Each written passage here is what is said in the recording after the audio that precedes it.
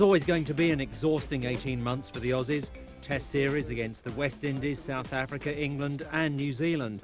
And to finish it off, 3 more tests against the Proteas on home soil.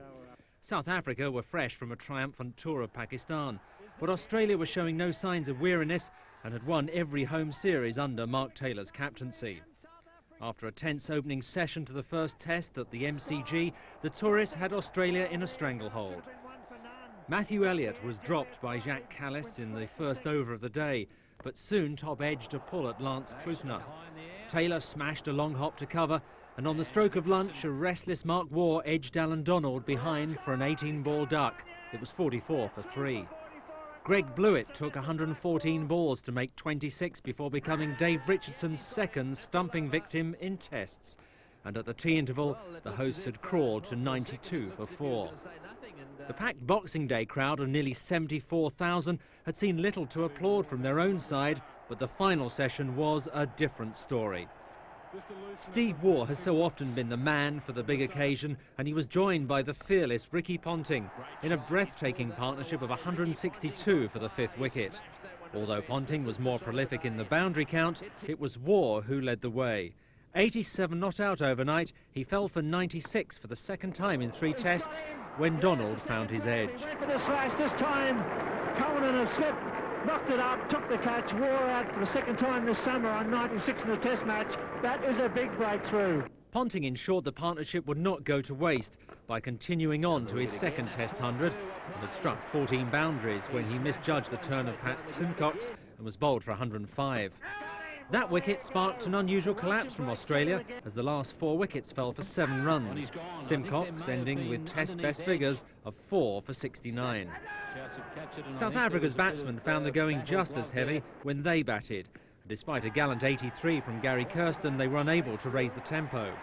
Daryl Cullinan and Hansie Cronje fell in quick succession, leaving the visitors at 76 for 4, which mirrored Australia's position the previous day. But unlike Australia, they couldn't turn the situation around. Shane Warne had figures of 42 overs, 15 maidens, 3 for 64.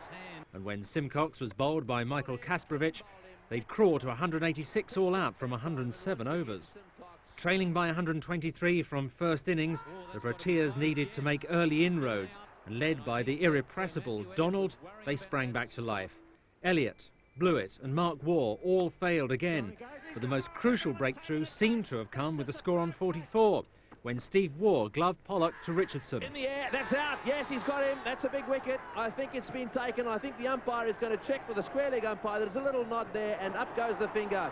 Well, Taylor held up an end with a useful 59, but yet again it was the tail-end contribution of Paul Rifle that broke the opposition's resolve.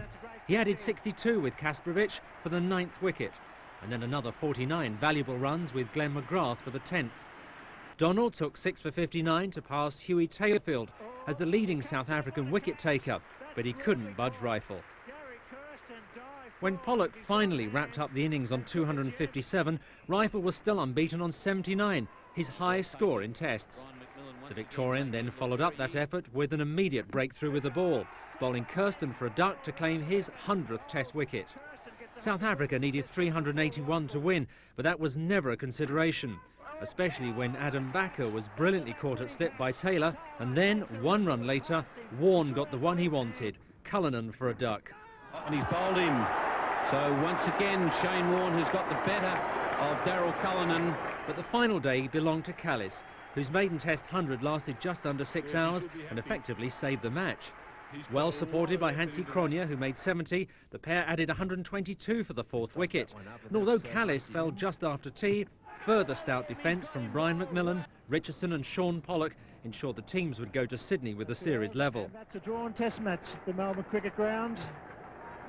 Jacques Kallis is man of the match. Both sides included an extra spinner in their lineups for the 2nd test, and Cullinan made way for Herschel Gibbs following his poor run against Warne. Gibbs made immediate use of his promotion, scoring his first test 50 on the first afternoon, and shared a promising stand of 97 with Cronje for the 4th wicket. But a reasonable start by South Africa was spoiled by 2 late wickets for the returning Michael Bevan, who dismissed first Gibbs and then McMillan to loose strokes. He's out, full toss. That's what happens when you get bogged down. Cronje was the visitors' main hope on the second day, and he advanced his score from 56 overnight to 88. But the hero of the morning was Warne. He claimed all 5 remaining South African wickets, including Cronje, at a personal cost of just 29 runs. And despite a brief flurry from Simcox, the final score of 287 would have disappointed South Africa. Beautifully bowled. Warne gets skipper driving. He's out for 88. Taylor took the straightforward catch. That's superb bowling and good captaincy. Australia's reply compounded their misery. Mark Waugh had scored only 1 run from 2 innings at Melbourne, but he would now have a major say in the outcome of the series.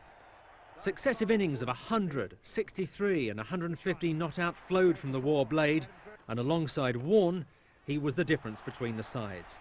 His century at Sydney came from just 186 balls and included 12 fours and a 6. Glance, that could be it, could go for 4. Well played, Mark Waugh. His 12th Test 100. Brother Steve, playing his 100th Test, looks set to join him in the century column as Australia moved ahead with 6 wickets still in hand. But Donald got through him on 85 and later returned to dismiss Rifle for a rare failure. Bowl him. Yes, he's dragged that one back onto the stumps for a duck. Still, 62 from Ponting and 46 not out from Healy left South Africa trailing by 134, and this time they had nothing in reserve. With only 2 days' rest after the first test, this match had become a real test of stamina, and South Africa finally cracked. Kirsten and Backer were early casualties to the seamers, but Warne's leg spin was the killer. Cronje, Gibbs, McMillan, Pollock and Richardson all surrendered in quick succession, and only a 3-hour rain interruption offered any hope to South Africa. Callis had battled bravely for 45, but Warne produced a ripping leg break which crashed through his defences, and in so doing became the 13th bowler to take 300 Test wickets, and it was only his 63rd match. Rifle polished off the 2 remaining batsmen as rain threatened to take play into a 5th day, and Australia celebrated another emphatic victory by an innings and 21 runs. The rain has started to come. They've done it in the nick of time. The little outside edge has gone through to the keeper, and there's the celebration. Following the exertions of the World Series, the teams met at Adelaide 3 weeks later for the 3rd and final test. The relentless schedule had once again taken its toll on the players. Injury had deprived South Africa of Donald, but Australia were missing McGrath and Rifle. It seemed the batsmen might prosper from the weakened attacks. Although no one made 100, South Africa won the toss and batted themselves into an impregnable position. Backer made 64, Kirsten 77, Cronje 73, McMillan an unbeaten 87, and even Simcox managed 54 from 42 balls at number 11. Hard as Taylor's bowlers laboured, they were unable to contain South Africa on a perfect pitch. 302 runs came in boundaries, 130 of them from numbers 8 to 11. If South Africa's total of 517 had been a collective effort, Australia's innings was the tale of 2 individuals. Pollock took the absence of Donald as a personal spur, and his figures of 7 for 87 from 41 overs reflected his brilliance.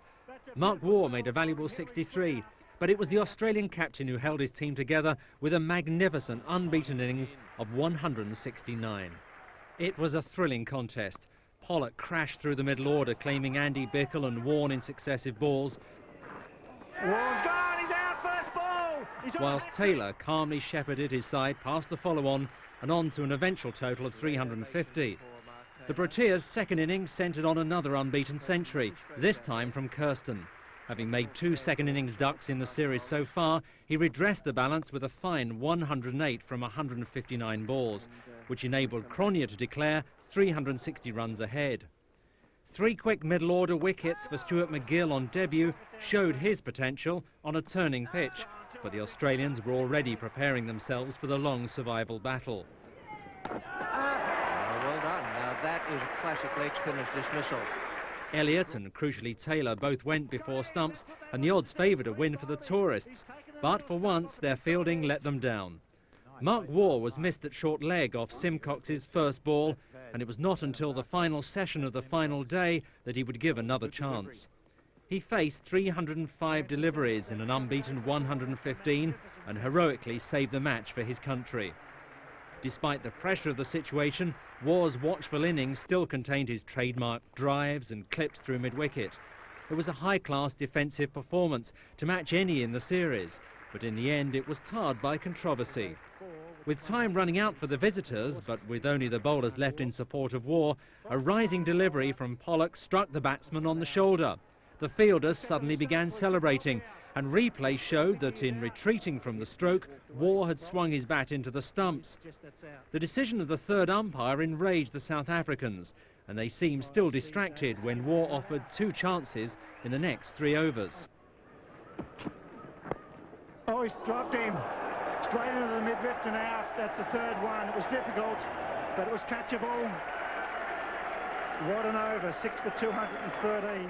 Klusner trapped Bickle in front, his 4th wicket of the innings, but Waugh and Warne held out for the remaining 5 overs for a hard-earned draw. Waugh's innings wasn't enough to win the Man of the Match award. That went to Pollock for his magnificent bowling, or the Man of the Series, which went to Warne.